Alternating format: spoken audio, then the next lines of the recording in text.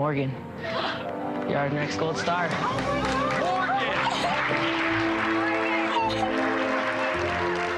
Take it, Morgan.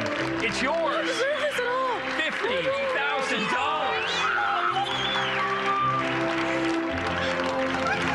$50,000. Morgan, you have never been at a loss for words. Do you have anything to say to everybody?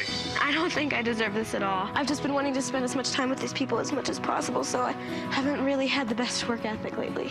I sense this gold star isn't about hard work. Am I right, Council? Morgan brought us together as a community. You know, there's people, they'd be on different sides of the fences, and Morgan kind of brought those two sides together. Hey guys, what's going on? This is Eric here, and today I'm back with a brand new Kid Nation interview. Today I'm joined with two-time Gold Star winner, Green Team member, the mom of Kid Nation, Morgan. How's it going? It's great. That made my day. How are you? I'm doing well. Just chilling in quarantine. Just another Kid Nation interview, you know? I love it. Definitely. So Morgan, how did you find yourself on Kid Nation? I feel like that's the most frequently asked question, and I never have a very interesting answer because I actually don't know. Which is really strange. I just remember I was in 6th grade. I was in middle school class, and I got pulled from class by the principal of my school, which at the time I was still kind of am like a teacher's pet in that way. Yeah. And I was panicking because I was like, what does the principal need from me in this giant middle school? And you told me that CBS had called and wanted to get in touch with my parents to ask about auditioning their child for the show. I got home after school. My parents had received a call from CBS. And so it was basically like the same. I think I remember Kennedy describing it as like I went to like a hotel for a preliminary interview. Yeah. Didn't think of it. And then I did a phone interview and that went well, I guess. And then before I knew it, I was in like the final round with like, I think like the last, I don't know how many kids were actually there for like the big audition where they had you like Laurel explained like go into like the presidential suite. Yeah.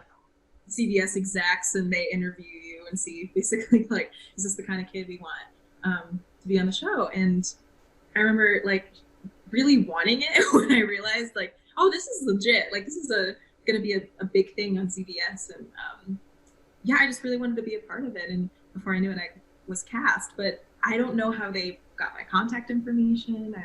Maybe through theater of some community theater or local theater, but yeah.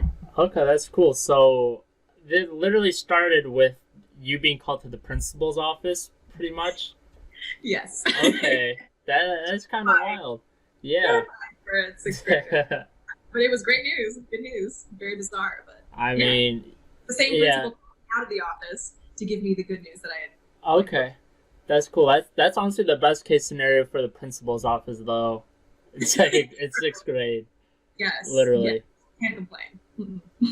Right. So, when you were on the show and such, how did you feel about being put into the Green Team right away? And what were your experiences like with everyone from the Green Team? It's interesting because, we were put into those districts, I think like the second day we were there or something crazy. And for some reason, I just knew that I had an affinity for Laurel. I just was like, put me on your team, please. Also, green at the time was like my favorite color. And it just, 12-year-old reasons to want to be on somebody's team.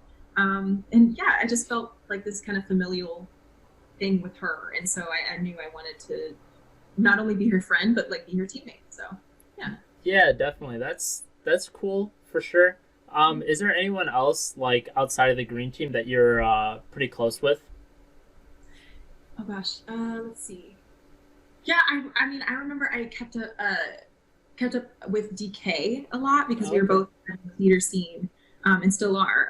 And so I remember like making sure like he was doing well. And my parents had to go see him star in a play in Chicago a few years ago. Okay. I went to a few of Kennedy's tennis matches like shortly after the show aired. Wow. I went to Disney with Sophia and stayed with her. Okay. A lot of this happened, like right after. Sure. I think like right before the show aired and then like soon after. And then basically like the 10 years in between that, I have not really, seen or heard from many people. Laurel and I actually keep like over the years have kept a pretty consistent friendship, but it's been amazing with the resurgence of like Kid Nation. We're able to like rekindle that even more now. So, For yeah, sure. I'm excited. Speaking of other people that, you've been keeping in touch with, there's a picture on the internet of you, Hunter, and one other person. I'm trying to think. All at Jared's bar mitzvah. How did that sort of like come about to like, getting the invite and everything? As far as I know, I think Jared, reached out to most of the kids from the show, as far as I can remember, to come to his bar mitzvah. And my family remains really close with Hunter's family. And so we knew that would be a great excuse for us to see each other. And Hunter, is from Georgia, and I think it happened in Atlanta. So it was easy for him, a fun trip for us. And, a mini reunion at Jared's bar mitzvah. So, and I remember it was cinema themed. So it was some, movie, posters around. I think it was so long ago. Yeah, it was really fun to see him and celebrate him. That is nice. I don't suppose that while, you're at his bar mitzvah, he told you what happened 3 years ago. It's so funny because I kept hearing this reference. I was like, where is this coming from? And then I actually saw it in the episode. How old was Jared? I'm like, I couldn't even begin to think about what this Yeah, it's all right. I mean, we've only drawn blanks since we started asking, so I'm not upset about nothing. Hopefully you hear from him someday. Yeah, hopefully. Fingers crossed, right? Yes.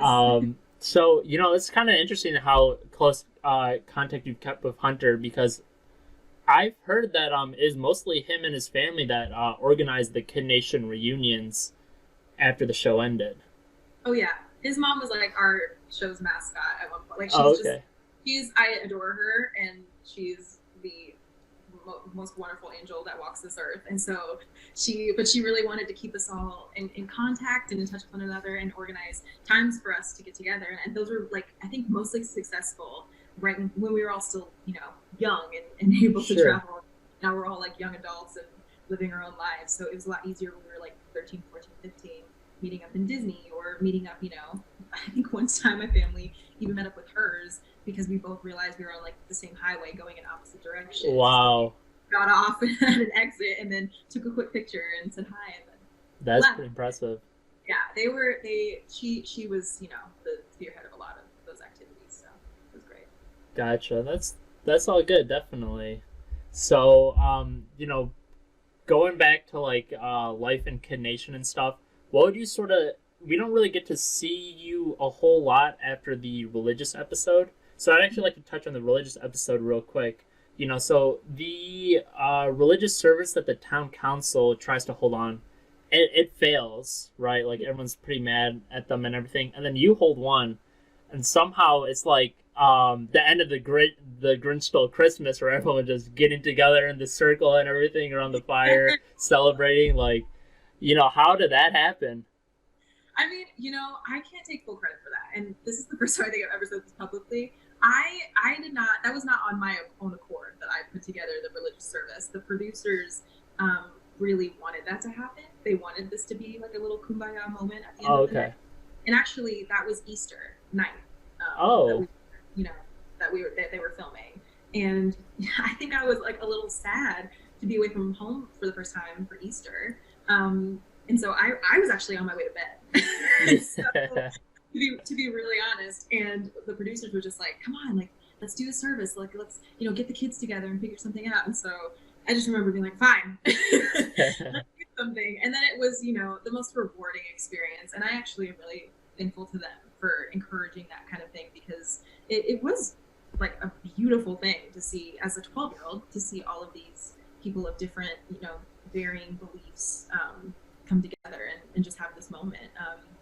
And yeah, it was good. It was great. I was incredibly close with Zach, incredibly close with Hunter, and hearing Zach pray and Hunter lead a prayer. Hunter, I mean, I have to really give Hunter the credit for that service, because he was the leader, and I kind of took a step back. Yeah. Oh, this is actually happening. This is really beautiful. So yeah. Dang, that is nice. So basically what happened is you were on your way to bed, and the producers, they singled you out to try and get this thing going for them? They did. I mean, I thought at the time maybe it was because I think I had recognized that I was a more pacifying factor amongst the kids of the town, and like they thought, oh, maybe Morgan's like a good source to, you know, bring people together or something. But I didn't recognize that was my week, that I would be winning the star. So Yeah. I think that was definitely a, you know, plug on their part to get something like that done. But yeah, I was ready to go to bed. I was tapped out for the day. So Right. Okay. That is really interesting. I had no clue about that at all. So, you know, when you say you're a pacifying force and everything, I mean, is that partially why? I mean, I'm trying to understand why you're called the mom of, you know, the green team and the mom of Kid Nation. Do you remember who originated that term? oh my gosh, that's a good question. I don't. Probably one of the little ones. If I would, Okay. you know, to this day, I like have an affinity for, you know, small, helpless, innocent children, and like Yeah. I felt that hard for like the 8-year-olds who were there, and I just really wanted to make sure they were, you know, taken care of and, you know, felt heard and seen. So I guess maybe it came from one of them, but I don't. It just kind of happened over time. I've been told I have like a maternal effect in a room. like, Yeah. I guess, which doesn't surprise me because, like, I don't know, I just love making sure everybody's good. I'm trying to think. I also had, this was never on air, which I was really upset about because it was such a through line of my experience with the show. But I had a swear jar that I organized, and it was like this, Okay.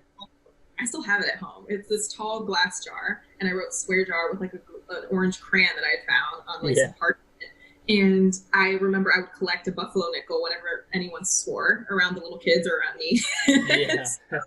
And we used some like earnings to buy like the hammock, I believe, that was like right outside of Oh, okay. so yeah, and like that was an ongoing thing and really profitable. You know, some of those like 8 to 15-year-olds were like potty mouths, and so, you know, made it work. But that, I think that's a pretty maternal thing to, like, you know, ask those around you to watch their mouths. Yeah, no, that's cool though. I had no idea. Yeah. One thing that I was kind of curious about, so you mentioned like you're close with like the younger kids. I do remember seeing you with some scenes with like Mallory. Is there anyone else that like maybe from the yellow team or some of the younger kids from the red team or anything that you're pretty close with? I definitely remember trying to connect with the kids on the yellow team a little bit more because I know they felt like the youngest district, but I felt also some, like, you know, pushback on that because Sure. they figured out their own dynamic, and, you know, the great people had their feelings about the green district, I guess. Yeah. And so I decided, okay, I tried, you know, like I tried to hang out with them. I don't know. I remember, I'm trying to think about all the kids on the show. I like loved Pharaoh. I know he's a popular topic right now in your Yeah. interview. I know it just happens, you know. Yeah. Really. Oh my gosh, yeah, he was so sweet and he was the best and hilarious, and I loved having him around. Mallory, yeah, I also just, you know, I think there was a part of me that wanted to take some pressure off of Olivia, feeling the need to, like, you know, take care of her sister 24/7, because, you know, I can't imagine like having your younger sibling on that show. Like, I cannot even begin to fathom what that must have been like. So I think, yeah, I remember I also thought Mallory was absolutely adorable. So you're just like this little nugget, and I just loved, you know, chatting with her and giving her hugs. And Alex was definitely a harder person to crack. Oh, okay. He was so beyond like my own personal intuition and like all this kind of petty stuff that I tried to, like, you know, cultivate a relationship there, but he was kind of, you know, he was definitely closer, I think, with his own district than. Right. Yeah, I know he's pretty close with like Andre or Nathan. Mm-hmm. Yeah. So I think. Oh, and I was really, really close with Campbell. Okay. Like, he was so sweet and just pure joy and innocence. Like, I remember this one day where they had to ask the cameras to be put away for a second because he decided to emerge from the Green Boys bunk and ran around in like solely his underwear with like one of those like jawbreakers that were this big. Yeah. That was the best day. He just, you know, brought so much laughter, and I don't think he got nearly enough credit for his contribution to Bonanza. We called him Soup because Campbell's chicken. Yeah, right. Yeah. That is nice that you sort of looked out for him though, because I mean, Campbell sort of had a rough time given the fact that like like in the first episode, his like best friends are Jimmy and Cody, and they both leave. I know. I really remember like holding Campbell during that time when Jimmy, decided to leave, and I was not Jimmy, Cody to leave, and I felt horrible because I didn't know how to help him, and I mean basically like after that, I think Campbell really had to, I think the Green District took him under our wing, but he, at that point, his two friends that were his age that he connected with the most were gone, and so I feel like he kind of maybe like was more introverted after that. I feel really bad for him, but he's great. He was great. Yeah, definitely. What would you say was your favorite experience on the show? Favorite experience on the show. Oh my gosh, there's so many amazing things about Kid Nation. I mean, I like my heart, like, and this might be a cop-out answer, but my heartbeat already, like, I get goosebumps thinking about, like, when I saw my parents again, to be honest. Just, like, that moment, like, when you see all the parents running over the hill, us running towards them, that was incredibly authentic. Hilariously, they had us film it twice, so the second time wasn't as, like, oh my gosh, but the first, it was just, it just really felt like, oh my gosh, I did it, like, I survived that 40 days. And I slept on the floor for 40 days, made some lifelong friends and lived in this climate that was unpredictable for 40 days. And, it just felt like an amazing, like, culmination of everything that I had experienced with, those 30, I guess at the time, 36 other kids. So. Wow. Okay. That is, awesome for sure. So, going off on like your parents and everything, one thing that I've noticed that's kind of like crazy actually, your dad has more lines than like 10 kids on the show, I swear. Yes, my dad would get recognized sooner than I would. It's like they would see him and then they would see me and then put two and two together and be like, oh, that's like the dad from Kid Nation, and he had time in, like, the first star and like the finale episode. Exactly. That's cool though. What I do, I don't know if you got his like thoughts on this, but there's one like pretty famous line where your dad's talking to Greg, and your dad's like, "Hey man, like how old are you?" And Greg's like 15, and your dad's like, "Wow, I don't have adult conversations that are this like nice and stuff." How did your dad sort of feel after actually watching the show and seeing like all these Greg clips and everything? Did you ever get to see that or see his reaction? I'm gonna call him as soon as we're done with this interview and ask, because I've never really inquired about that. I think he like I try not to tell my family much at all about the people on the show, about my experience, because I really wanted them to be genuinely surprised when they watched the show.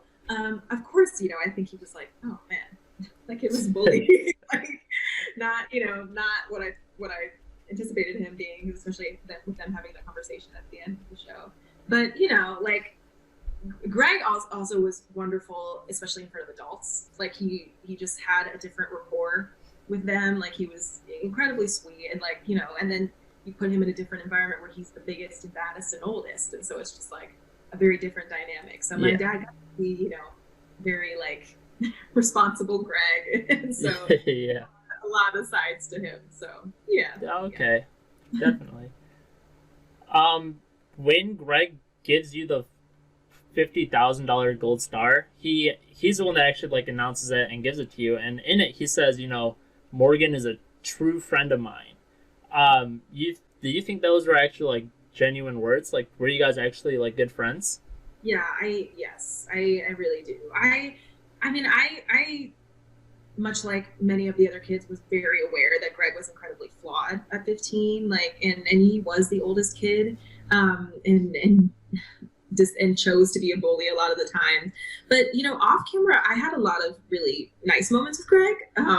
Also, Greg didn't really scare me after a while, which I think maybe because I was in like the mid-range age of kids there. And so like I wasn't a Mallory who was like, you know, very reasonably so petrified of Greg. So I think I don't know, I'm always under the idea and methodology of, you know, just giving people the benefit of the doubt and, you know, trusting that, you know, they are who they are. And so, yeah, I think Greg and I did become like decent friends. Okay. I can't think of any like specific instances. I remember, you know, of course, what they air on the show of me like kind of getting in his face a little bit about like, dude, get it together. What are you doing? Like, these are small children that you are influencing, you're scaring. Yeah, but you know, he had his good moments. He really did. Okay, definitely. Also, you know, what were your thoughts on being like a 2-time Gold Star winner? You know, I mean, I was shocked when I was given that second Gold Star. Like, I was just happy to be there, frankly. And like I said in the show, I meant every word, right? I was like, I don't feel incredibly deserving of this because those last 10 days, I remember like feeling really badly about not working as hard as I knew I probably could have and helping everybody kind of like wrap up the town just because I was so invested in like, you know, continuing to manifest like relationships with like my friends on the show. And I knew time was like winding down. So I was really honored to receive it for, I think, reasons outside of my work ethic, like, you know, for my humanity, which, you know, what a wonderful way to, you know, be honored in this community. Kids, so, and by kids. Yeah, didn't expect it, but I'm incredibly grateful. It was amazing. Yeah, definitely. Do you know what, like, were you the one that got to spend some of that money, or you know, do you know what happened to the money? I know. I honestly, my intentions were just to give it to my parents. Because, you know, I was 12. Like, what am I gonna do in distributing this money? Like, I also know that a lot of it went towards. I decided to go to a private high school. And like that's just kind of where I felt the trajectory of my education was going, and so I wanted to, you know, focus in on that and, you know, contribute some funds to that because it was incredibly expensive. So I don't know if there's any money left, to be frank. But, you know, I handed it to my parents and said thank you. So that's great. Yeah. So certain times on the show, like for instance, Cody would get like a letter from his girlfriend. I think either Greg or Blaine get a letter as well from one of their family members, or, you know, people get letters from the friends. How would that sort of work? Because, you know, you're sort of taught on the show that like there's no outside contact with other people, but some people just got letters from other people, you know. I think the from what I understand, the Greg letter you're referencing might be the one that we got when the town won letters from. Oh, okay. But I think Cody brought that little letter and a picture of his girlfriend at the time. Oh, okay. I think we could bring like a few like of our own personal, you know, artifacts, and then like I'm forgetting what we could bring. I mean, 3 outfits, 3 pairs of underwear, like no deodorant, no toothbrush. I actually ended up bringing some books from school, thinking that I would actually continue to pursue my studies. Did not. So got dusty in a corner. But yeah. Gotcha. What you're talking about. Also, from some cast members, we've heard of something along the lines of like a cut political episode, similar to like the religion episode. Does that sound familiar to you at all? Yes, for sure. I was really disappointed. I remember watching the show to see that was cut, because I remember it was an incredibly impactful conversation that happened. It was just they put us all in the saloon, if I remember correctly, and we just sat in like rows, and the cameras were like on the perimeter of the room, and somebody threw out a topic like George Bush, you know, or something, like honestly like some political topic, and we sat there and we had a conversation about it and we debated, because, you know, we all I personally believe we all grew up in homes that conditioned us to believe certain things. Right. So we were following. Those were the beliefs we were defending at the time. And it was I just remember it was really amazing to have a room full of children able to do that. You can't get there was no way you could get a room full of adults these days, or even back then, to reasonably sit down and have a conversation, as opposed to like a debate that gets out of control. It was charged, at some points of the conversation, but never to a fault. So yeah, I'm sad they didn't air that. Yeah, me too. When you said like someone would say George Bush, you mean a cast like a pioneer or a producer would bring up the topics? I can't recall exactly. I think they would throw out a topic, and I think George Bush would probably come up because that's what our frame of reference was at the time. I was like, our president, like that's like a big, talking point. Right. And yeah, especially like if they're like politics, that's probably the first thing that came up. So okay, definitely. I don't blame you at all. I mean, Taylor mentions George Bush I think 3 times in the show, and what's funny enough, when they're about to kill the chickens, Savannah like locks herself in. I think Savannah. She says like, "Are they gonna hang the chickens like Saddam Hussein?" And I was just like, that's pretty politically aware for everything that's going on and everything, And it is. Yeah. It also, it was a little cringy because it's just like these, 10 to 12-year-olds. Yeah. Essentially speaking on things they might not fully comprehend just yet. So exactly. Another thing about like the politics episode, there were some like character segments, like they do a special featurette for Anjay or Alex, Taylor. There's not a lot of them. There's a few of them. I think they're used to promote the show. Like they'd be little commercial segments. And a lot of it you didn't see on the show, but they literally ask, like Alex, like, what are your thoughts on gun control and stuff? And he just give out his thoughts on gun control in that segment. So I was almost like people are sort of expecting like a politics episode at some point from when it originally aired, from what I can tell.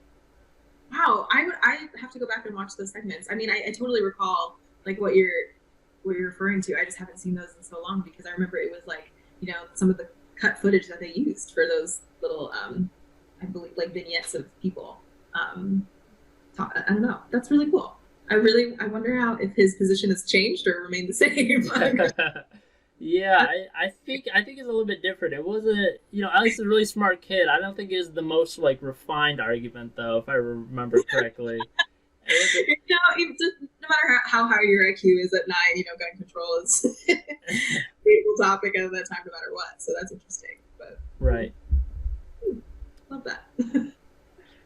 During the episode with all the player trades and everything, Laurel famously does not trade anyone, does not give anyone up, and does not bring anyone in. Do you stand with that decision? Yeah, 1000%. I honestly, thinking back, I don't know that I would have been brave enough to stand up to the producers or stand up to, the other council members and do the same thing. She had such a strong conviction about it all, and I felt an incredible amount of loyalty from her before that, and I felt it then. When she didn't want to mess with our group dynamic, and like she said too, like it's not like we were winning every showdown. It's not like we were the team to beat by any means.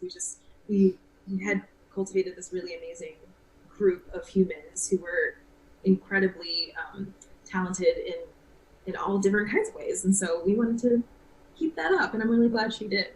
Sure, that's nice. If you guys like had to bring in one other person, like you don't have to give anyone up, just put someone in. Do you have any inclinations on who it would be and why? I've never really thought about that before. I'm trying to think about the other districts. The person oddly that comes to mind would be Blaine. Okay. And I say that because we had strong, amazing dudes on our team. We didn't have like the even older manpower like Blaine, but also at the same time, like Blaine was a really good dude, and he was so like he was just very friendly and like got along with everybody, and so I think he would have fit in really well with our team and also gotten a chance to, become his own identity like he did once he joined Yellow. Right. Apart from Greg. Yeah, that's definitely a good point as well. I mean, that could have been his gold star moment, because green people, you guys just produced and spat out gold stars, Oh, it's crazy. Yeah. I mean, everyone who I stand by that. Everyone who was given one on that team, especially, like, totally 1000% deserved it. They were all just incredible people to their core. Right. Do you think there's anyone who should have won a gold star that did not just on the green team, but just in general? I mean, I admired, no matter, how many times their strategies might have failed, or they might have, been in disputes with other members of Bonanza. I think the council members truly, like, I was so grateful that Laurel, was awarded one when she was, like, off the council. But I think, like, Angie or Mike, like, yeah. I think they just worked their butts off, and they were so young, and to, like, be thrown into, like, a town of people who already are upset with you being in a leadership position that, is out of their control. It's like, and it's out of, I don't know, what am I trying to say? I just feel like they didn't get as much recognition for the position they were in. Okay. It's a really difficult one, and they worked really hard, and they're incredible humans as well. Yeah, it's honestly pretty hard to be popular when you're a town council leader. That's what I've learned. Exactly. Yes, exactly. Yeah. Yeah, they were great. Speaking of it, did you ever want to run for town council? I think I'm recalling this correctly. I did run for town council. Wait, what? I think I watched your interview with Olivia, and she was talking about how she and Sophia also ran for that second election. Yes. I think most of the Green District ran against Laurel. Like, I ran. I think Kennedy ran. Michael, of course. Sophia might have run.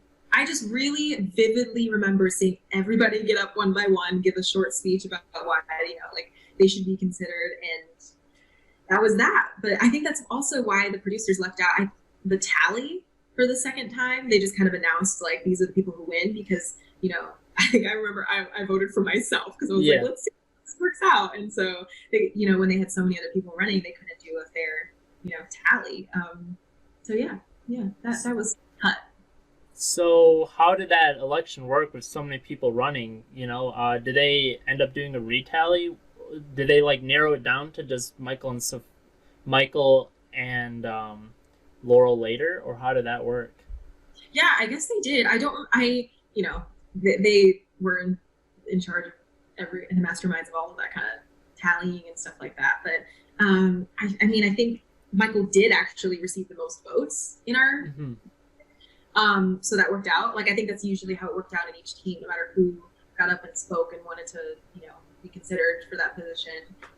They still didn't win. So I think those were legitimately the people who won. Okay. But yeah. So it worked out in the producer's favor, I guess. But yeah. Wow, that is pretty wild. And you probably didn't know that was going to be cut until after the show already aired, right?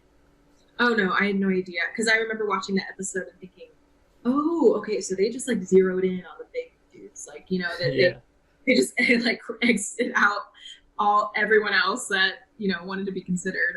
And I thought it was a really good point that Olivia made, in that they left out the women who wanted to be considered. Right, that is messed up. So messed up. Yeah. But yeah. That is wild. Do you remember anyone else that might have been cut, like, not necessarily from the green team, but any other team? I know, I was trying to think. This might be so wrong. I hope I'm remembering this correctly. I think Jared might have, given a few words. Yeah, I believe it. I believe it too. That's why I'm like, I think that happened. I said the Green District already. I don't think anyone else really on the Yellow District. I think, it was Greg and Olivia. And Jay. Yeah.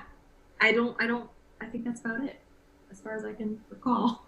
So. Gotcha. Yeah. Was there anything in particular that you wanted to do as leader of the green team that maybe you weren't seeing in Laurel's leadership? personally, at the time of like when she was off of the council, I felt like, she deserved to have some fun.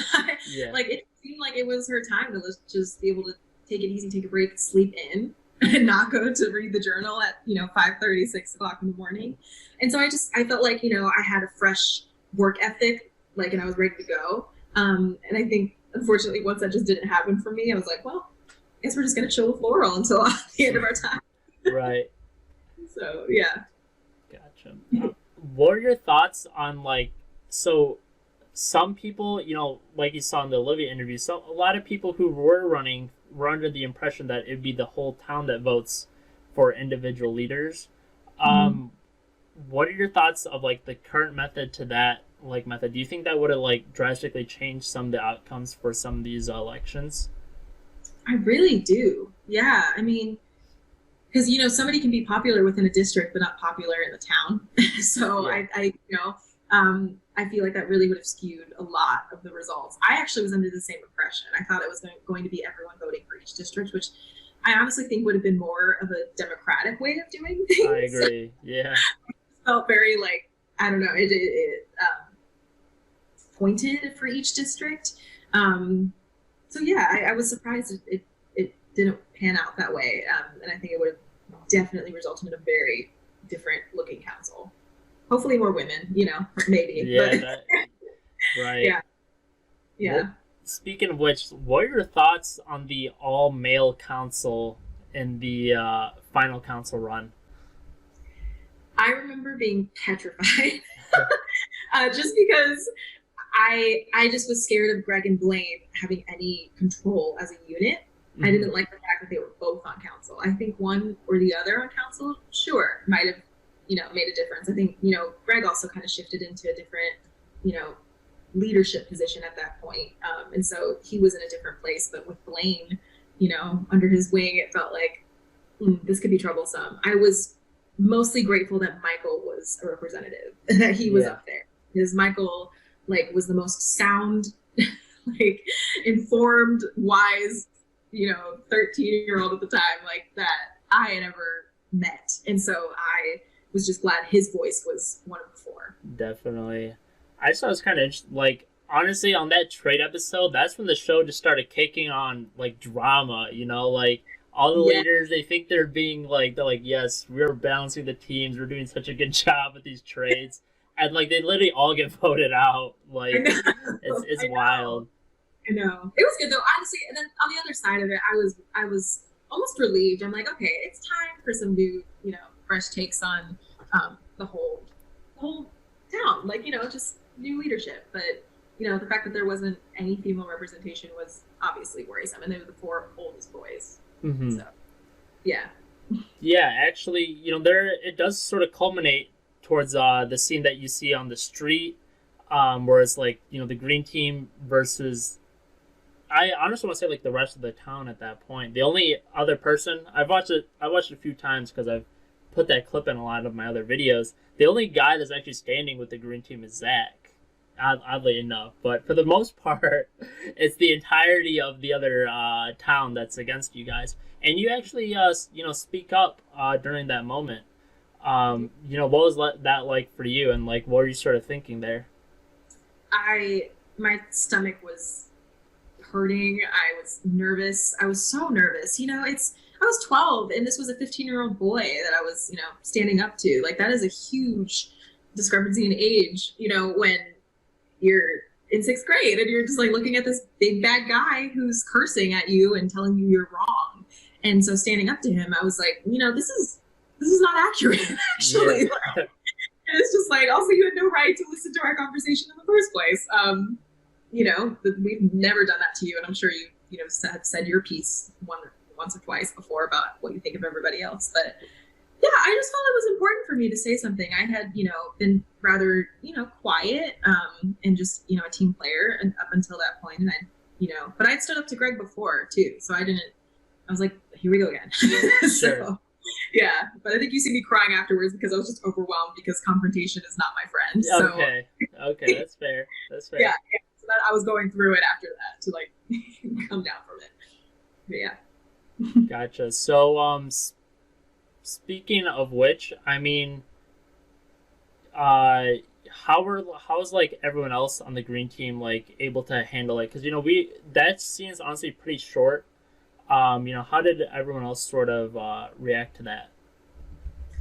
I think we definitely knew we needed to like take a step back and evaluate a little bit as a group and be like, okay, so no more trash talking.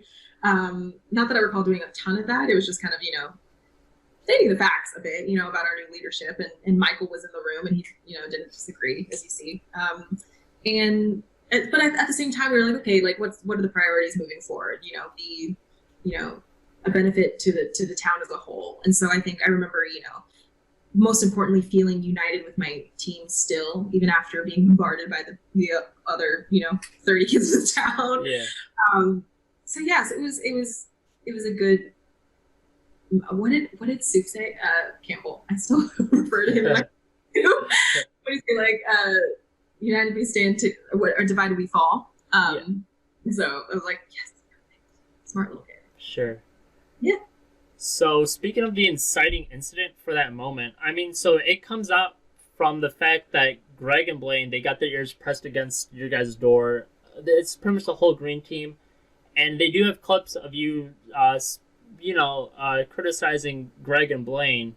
But, we also see clips of Greg and Blaine going out to other people, such as DK. Olivia tells us later that you guys were talking bad on girls from other districts, etc., which is why they had such a large rally, against you guys. To what degree was there truth to like what Greg was saying?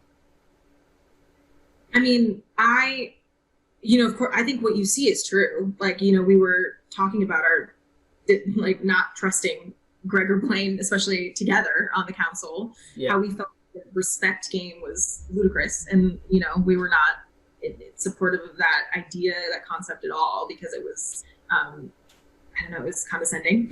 And we were just, that's what I remember discussing the most. I really don't remember bringing any other names, especially other girls in the town. Like, at least I don't remember contributing to that part of the conversation. Right. Very well might have, but like it's not at the front of my brain. So but I really think the conversation was focused on Greg and Blaine.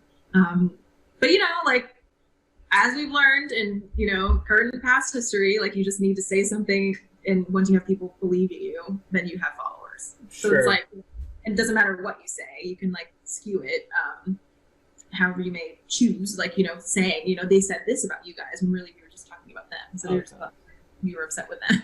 Yeah. And then of course when I saw the clip of him going to DK and expressing how like they were talking crap about all three of us, I was like, okay. There goes your credibility. Right. So yeah. Yeah. Do you think like in that moment, because to me it just seemed like so random for Greg and Blaine to just be at your guys' door and everything with their ear pressed up to the door, like because under like you guys probably were trash talking for honestly like 30 minutes max, I'd imagine, and the rest about pretty mundane topics. Do you Absolutely. think so? When I was watching that, before I did any interviews, I was like, like what are the odds like a producer, did that stuff? Because a producer was probably listening to all that conversation too, and there's some that would spread around. I mean, do you think that was at all a possibility where they could have just been like, hey, Greg, like, stick your ear against this door and like, whatever you hear is what you hear? Absolutely. Like, I think that was 1000% a producer, like, literally targeting Greg and Blaine and saying, the Green District is talking about you guys, like, I just feel like it was so prescribed. Like, I can't imagine. Like, usually we all would just like retire to our bunks, at the end of the night when they, asked us to retreat. And then, and we didn't really see each other after that. So I thought it was bizarre that they were there. But also it's very likely because we had cameras on us during that meeting that Michael held. And of course there's a producer in the room who's probably got an earpiece in. It's like, hey, they're talking trash about Greg and Blaine. Over here. Exactly, yeah. In the slightest, so yeah. Okay. We had a bit of discussion about the council. This is actually a question that I just sort of came up with, but to you, who is the ideal council? Like, so I mean, only people from like the blue team can be the blue guys. Not like it can be like a Kennedy, Sophia, Michael council. But yeah, who's the ideal council? I like just making sure I have all the kids in my head. I like have this graphic up of all of them. Okay, smart. And so I'm just like, okay, let me put together this council. I mean, truth be told, I think Laurel, if you could like put Laurel and Michael together, that would be the most beautiful hybrid representation of the Green District. But I think also like Laurel, like much like Michael, is very relatable and easy to get along with, but also like, you know, has like a strong conviction and can be a leader at the same time and put her foot down when she has to. So I would keep Laurel. Okay. I'm looking at this. This is wild. The red district is hard because there's such like an amazing combination of characters. Just Yeah. Let me think. But also a lot more like subdued personalities when it comes to like the leadership post. Sure. So I think DK definitely would still be up there for me. Okay. I would love to see little Alex on the council. Love that. I mean, I know, like, I just feel like he would have a lot of very like wholesome things to say, like, and just and take every facet of the town into consideration. But I also think like Olivia would have, you know, with her, you know, strong conviction and you know, hilarious and wonderful personality as well. I think she would have made a great leader, and it would have been great to continue to have like at least 2 women. Okay. Yeah, and then I'm looking at this yellow district. Oh, I love Zach. I think he got overwhelmed by the position after a while. But I think if he were just like a couple of years older with like, you know, a couple, like, I don't know. I think he'd be fantastic. So what does that make? Like DK, Zach, Laurel, and Olivia. Okay. No, so I mean, Blaine could also be a consideration for that as well. You're still sticking with Zach? I don't know. I think so. I think if you have a town with Blaine and not Greg, then definitely Blaine. But I think, you know, there's still some you know, influence that Greg had no matter what. So yeah. Gotcha. Mm-hmm. So something else that I've sort of noticed. So if you go on like the Bonanza Creek Ranch, I think that's what it's called. They have like a website and everything, and the movie set is a lot more than what you see on the show. Like you see, like there's like a pond there. They have like a fort set. Would you guys ever like go out and see it, or was that even like visible to you guys at all? I mean, I don't remember any water being nearby. I mean, there was a huge ranch. Like we were on somebody else's property, and so like that's why you see like a lot of cattle and different things like that. Like, so we were exposed to that. I remember there was a bee town where they would usually drive us over for interviews, and like that's where you see against like tree stumps and over like picket fences being interviewed about something. And I remember that was a more extensive set. I think that's also like the place where the movie The Lake House was filmed with Sandra Bullock. Okay. But yeah, there were like 3 locations, like where we were, A Town, B Town, and where the barn where we had our town council meetings. But yeah, it must be more extensive now because I do not remember. They do add in new stuff every once in a while, I think. So I'm not sure how much there was there when you guys did it. Yeah. No worries. What was your opinion on like the producers and everything on the show? Would you have a lot of interaction with them and such? For sure. I think we all had a ton of interaction with them because they wouldn't leave us alone. Yeah. You know, like I grew rather close with like the guy who put on our microphones in the morning, or, you know, like we would see the same group of, you know, cameramen, and like there were like 3 people to each, you know, camera that would come, and a producer would be with each of them. I definitely remember being, you know, encouraged to lean one way or another, like, you know, in the way that questions were asked.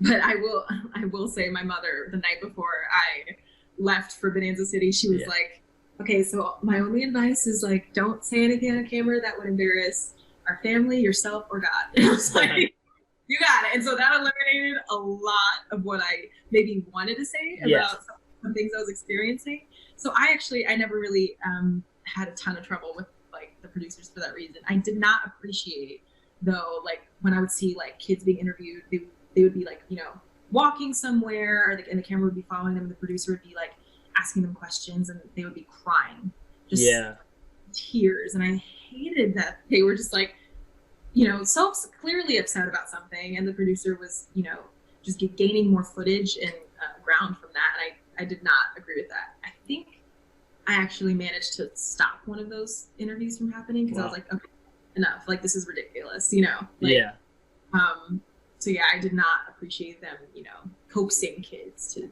say certain things. I think that was like the downfall of Taylor as well. I think they really like set this poor 9-year-old up in a position to answer questions as a 9-year-old would. Like, or 10, how old is she? 11-year-old.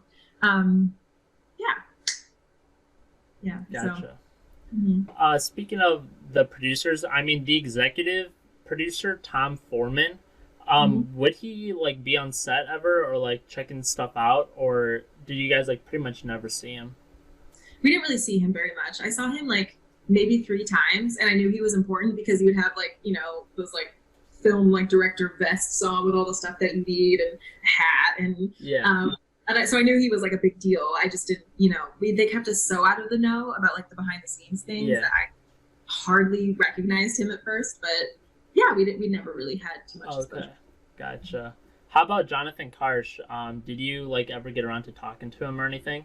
Yes, I felt like the kids were so mean to Jonathan. Like, they would be like, shut up, Jonathan, and like just in the middle of between takes and stuff like that. They would just like ridicule this poor man who was literally hired as an actor to be there, and like, it was not his fault. And I remember I went out of my way to make sure Jonathan Karsh was okay. I was like, where are you, Jonathan? Like, going. He had, I recall, like a 4-year-old or something daughter at the time. And so I would like inquire about her and make sure she was doing well, you know, and just keeping up with his life. And I know he appreciated that because all the other kids were so mean to him. I don't know why, but I think maybe it was like my inner actor too really felt for, you know, somebody in that position. Sure. You know, and we all knew he was being fed things in his ear, and sometimes incorrect things, and he would be blamed, you know, incorrect information being passed on to him by the kids, you know, because we were the first to hear it from him, and then it would be corrected like via the inner ear. And so I don't know, I think he got much more slack than he deserved. Wow. I've only heard of like kids like roast him behind like the scenes and stuff, like Guylan and stuff. I mean, where would he be like I'd imagine the spot where he'd be roasted the most would probably be like at the showdowns when everyone's emotions are kind of high. For sure. Yeah. But for sure. I know at the town council meetings sometimes too, because like we'd have to redo takes. Yeah. And sometimes it would be Jonathan's fault. And so we'd be like, geez, Jonathan. Yes. It was just, I felt so bad for him. It's probably because my like actor heart is, you know, looking out for his actor heart, but it just, you know, he would, you know, be fed information or lines to say, specifically at towns or town council meetings. And sometimes he'd get them wrong, and we'd have to like redo that take, you know, a bunch of times. And it's just, I feel like, you know, kids, especially those not as involved in showbiz, like we're, you know, so frustrated. And then that manifested into kind of like this inside joke of like, you know, making fun of Jonathan over time. But I had a soft spot in my heart for Jonathan, and I thought, you know, honestly, he was like this, you know, ethereal figure to me, because we never saw him except when we had to see him at showdowns and town council meetings and stuff, and then he kind of just disappeared. So I feel like that was a pretty, you know, lonely time for him, you know. Probably in his trailer, you know. I don't even know what his circumstances were while doing the show, but yeah, I felt for Jonathan. Definitely. Would people or, you know, fellow cast members pick on other producers in the same manner as well? I think they would, when they would get frustrated that they were trying to like, you know, coax that kind of negativity out of us. And so one of the ways I remember we like fought off the producers would be like, we would start saying name brands on camera because they were copyrighted, and we got so we were like Gatorade and like all this kind of stuff, and they would, you know, eventually leave us alone. So that's smart.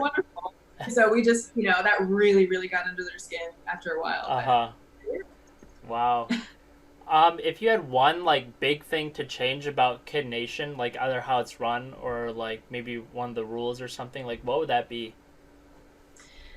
Honestly, I think the age difference in all the kids that were there, like the 8 to 15-year-olds, I really think that was such a detriment to some kids. Like that, I watching Olivia's interview, the fact that that's where Mallory learned like all the curse words of the Yeah. world is so horrible. And I feel like I learned a lot too. You Yeah. know, honestly, like there were games that were started but very quickly ended by producers of like spin the bottle and stuff like that. And so it's a very crazy environment already, and then to like add 8-year-olds and 15-year-olds to the mix just feels irresponsible to me. Yeah. And I cannot imagine to this day being 8 years old on that show. Like I think 12 was like a perfect age to be a part of Bonanza City. I can see that for sure, actually. Yeah. So, Morgan, what are you up to these days? Oh gosh. Well, thanks to COVID-19, I am chilling in my apartment in LA, waiting for the production of Hamilton to start up again. So I'm in Hamilton, in LA. So I'm in the ensemble as Woman 5, and then I understudy all 3 Schuyler sisters, which is a blast. So I'm living here with my boyfriend, and we're just, trying to stay creative, stay busy, and stay grateful in the midst of it all. So yeah, and stay healthy. Hamilton's really huge. How did you, land a part in that? I went to school for musical theater, so I would, plan to pursue it as a career. And then I actually ended up interning at Telsey and Company, which is the casting company that casts, so many shows on Broadway, including Hamilton. Okay. So I learned so much on the other side of the table when it came to, auditioning people for that show. And they actually, once I was done as an intern, they brought me in as an actor, and I auditioned for the show. I think I graduated college in 2018, a year later, because I ended up transferring programs a year later than I was supposed to.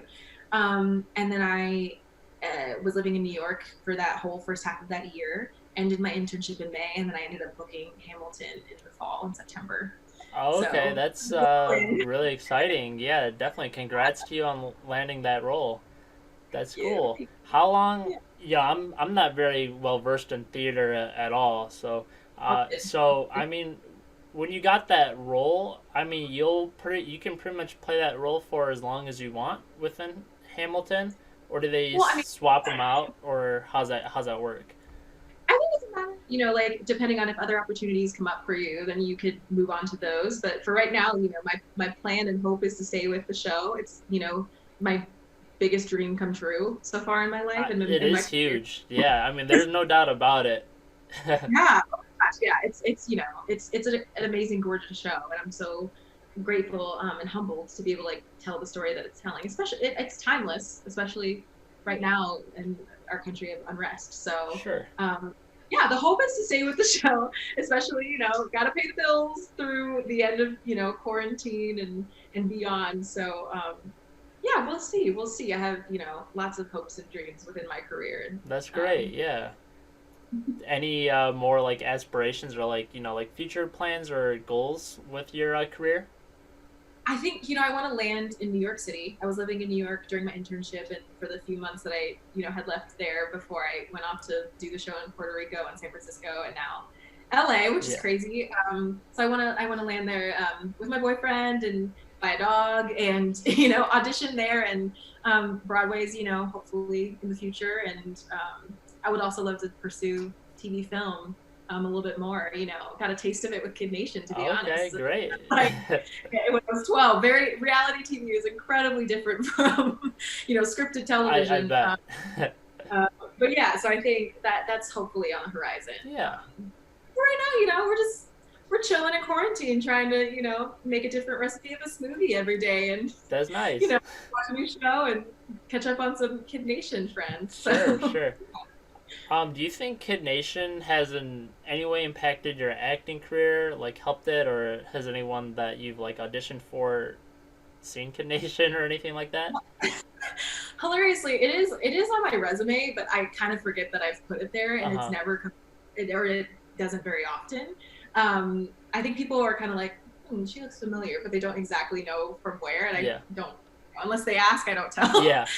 I think if anything, you know, my experience with Kid Nation, it really helped me find a grounded version of myself. I really felt like that experience helped me to come into my own and who I am. And I think being able to walk into any audition room or any rehearsal room with that kind of state of mind is only going to benefit me and my experience in my career. And so I feel like I can, you know, thank Kid Nation for giving me a very, very challenging, like transformative experience that, you know, influenced how I walk through life, to be honest. Definitely. So Yeah. on that note, you know, what's your overall opinion on Kid Nation as an experience? And, you know, is it something that you'd ever like consider doing again? I think it'd be fascinating to do it like, I mean, I would, of course, selfishly love to do it with the same group of kids now that we're all much older, like Yeah. 13 years in the future. I think it would be crazy to see like how we've changed. Like we're more resourceful, less resourceful, like more intelligible, that kind of stuff. Especially, you know, in our 20s. But I don't know. I think if they hone in on the age range that's allowed to be on the show, I think it's an incredible thing. It's not only a social experiment, but it's like, it's just really cool. It, like kids, you know, proved, I think, on that show that we can maintain a really civil society and like do it better than adults can because we're not fighting each other on, you know, opposite sides of the aisle. And so even if we like maintain those beliefs, I think it's really important. Yeah, to give kids that voice because they're not often heard and given the opportunities like that we were on Kid Nation. So I'm a huge proponent of doing it again. Okay, Huge. great. Yeah, definitely. So on that note, Morgan, I mean, I'm really happy to hear about all your success in the theater world and everything. That's huge. I mean, to me, like I'm not a theater guy, but you know, who doesn't know Hamilton, you know? So that's huge. I'm super lucky. I love it. I love it. I'm super lucky. Definitely. So, you know, I hope you end up on TV again. Right. Whether it's scripted or unscripted, I'll support it, you know? I mean, like, because a lot of the Canadian guys want to get on Survivor, I've heard, so... Oh, no. I'm good. I'm good. You're good. I can appreciate a good hike, like in the mountains, like in the Hollywood Trails hike or whatever, and then that's my limit. Okay, So- okay. Well, I've heard rumors of Jared wanting to get on The Amazing Race, so... Yes, I remember him talking about that a lot. He's like, and I think he would be a perfect candidate for that. Okay. And so gaming, like Yeah. he's the best. Definitely. So- I mean, is that something you do, though? I think I would be definitely more prone to do the Amazing Race than Survivor. Okay, definitely. I think I like the more cerebral likeness of. I mean, not that Survivor isn't cerebral, but like following directions. I'm much more like a personality as opposed to like literally surviving the wilderness. Like I think that is why you would want to put like the cerebralness is why you want to put me on your apocalyptic team someday. Definitely. So that's what we got. For sure. Well, Morgan, on that note, I mean, it was an absolute pleasure to have you on here and, you know, talk with me and everything. It's been really great. Thank you so much for having me, and thank you for supporting this random resurgence of Kid Oh, Nation. yeah, I mean, I had to. I mean, I'm way too invested in the show at this point to not, so... It makes me want to watch it again. I probably will. So I can't wait. I mean, yeah, definitely. If you ever, like, seeing some scene with you and you're like, I should have brought that up to Eric, you know, just shoot me a message. We might be able to throw something in there, here or there. Great. If I remember any other insider information, you will be the first to know. All right, perfect. I appreciate it. Definitely. Of course. All right, take care, Morgan. Thanks, Eric. Yep. Peace.